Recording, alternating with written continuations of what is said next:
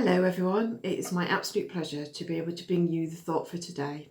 And I just wanted to share with you a bit about my own lockdown journey and the work that God has been doing within me over the past year. So rolling back time to the beginning of March 2020, I was really fortunate to just skim in for an operation on my ear just before lockdown began. I had a disease in my inner ear which basically erodes your ear bones.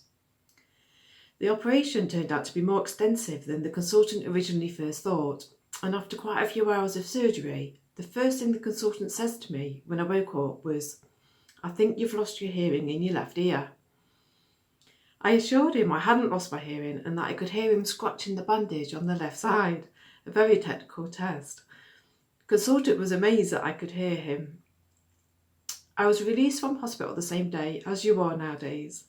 They like to get you out quick, don't they? But unfortunately, I felt very unwell over the next few days and I ended up back in hospital.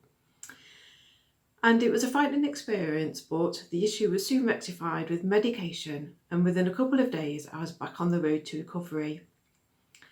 And then, of course, we sailed headlong into the first lockdown. And my world was just shaking. And instead of holding on to the thought that God had looked after me by getting me in for the operation before lockdown and that I hadn't lost my hearing, fear started to overtake and those negative thoughts started to creep in. And I kept wondering, why had God let me go back into hospital? And I kept wondering, why was God allowing the virus?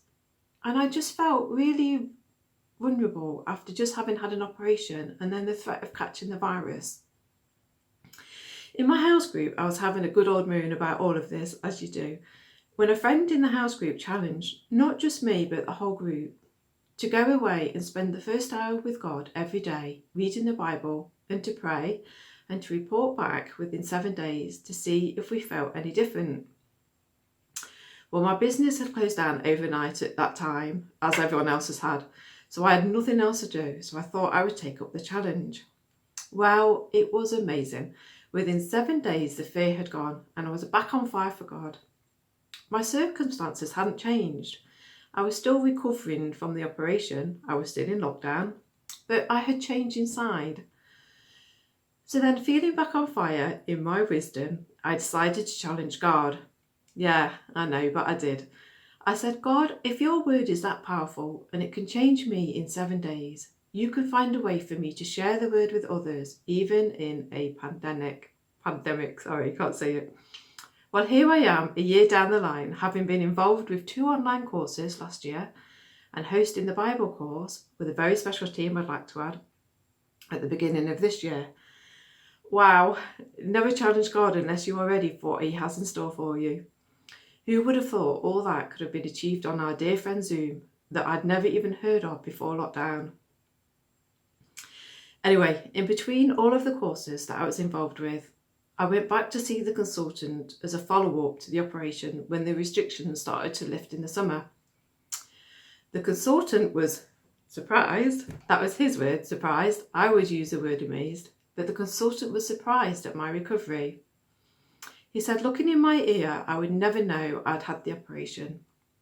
And also, my hearing test showed slight improvement in my hearing, which can happen, but is not common. The consultant then proceeded to book me in for the second operation because this particular operation is done in 2 parts. I started to protest and I said, I really don't think I can go through all that again. He put down his pen and sat back and said, "Mrs. Douglas, that was nothing compared to what I thought you had suffered when you came out that operation. Not only did I think your hearing had been completely lost in the left ear, I thought you would have completely lost your balance and that your taste nerve had been severed." And it was then that it hit me like a brick that I realised God had looked after me after all. I can't say I'm looking forward to going in for the second operation, but I know that God will be by my side. And with the love and support and prayer from the ladies in my house group, I know I will get through it. So my thought for the day is from Matthew chapter 4, verse 4, and it says this: "Jesus answered, 'It is written, man does not live on bread alone, but on every word that comes from the mouth of God. A year ago, when I was down, I picked up the Bible and I have not put it down since. Every word just seems to speak to me. I find it so inspiring, and it keeps me close to God, and it keeps me on God's track that He has laid out for me. So my encouragement to you today is, if you are struggling with fears or negative thoughts, or if you're feeling lost, pick up the Bible and read. The word is living and active, and it doesn't stop working whatever circumstance we find ourselves in. If God can work through me like He has done in the past year by reading the Bible, He will work through you too. God bless. Thank you for listening.